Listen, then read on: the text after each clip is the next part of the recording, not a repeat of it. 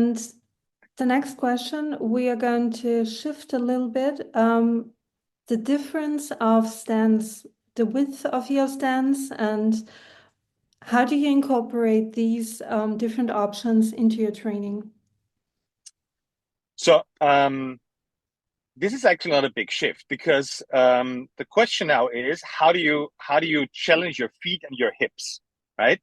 And again, there's a big difference between challenging your shoulder and your hands and your feet and your hips. So your hips needs loading first. That means a loaded neutral hip with the glutes engaged is what we're looking for first.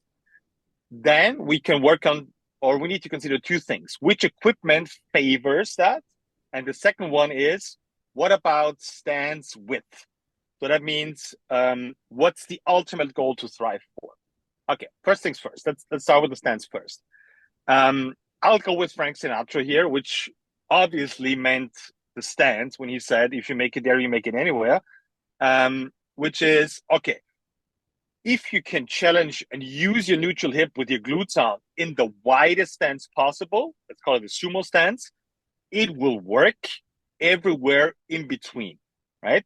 But it's not working the other way around. So just because you can do a narrow stance, Olympic lifting type squat doesn't mean you can access your neutral hip and glutes once you're in a sumo stance.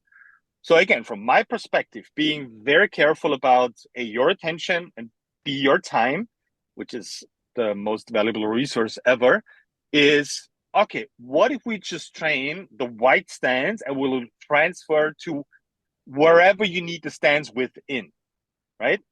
So the point is focusing by unfocusing on unnecessary stuff.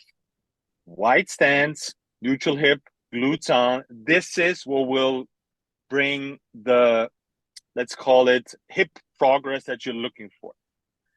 Okay, so that means whenever we talk about stances, we always start with a sumo stance, right?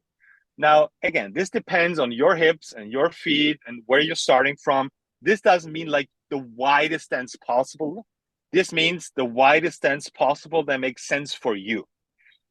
Let me explain. So if you go like super wide in a sumo stance, and once you're putting your hips back into a sumo, in a box squat, and everything crumbles, that doesn't make any sense, right? So we have to work within a certain threshold where there's a little bit of bone displacement happening, that will teach your body to create tension. And that's why there's no easy answer for how much of what.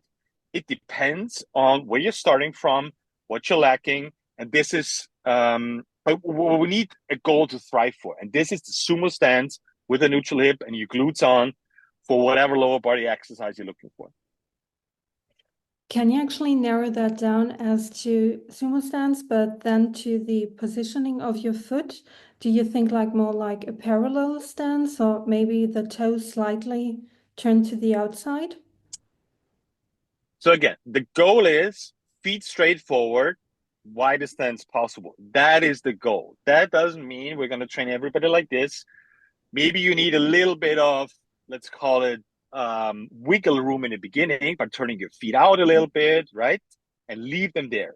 Whatever is necessary, because that's what we have to start with you, that's what we're going to do. The ultimate goal is feet straight forward, as wide as possible, neutral hips, glutes on, and move your hips wherever you want.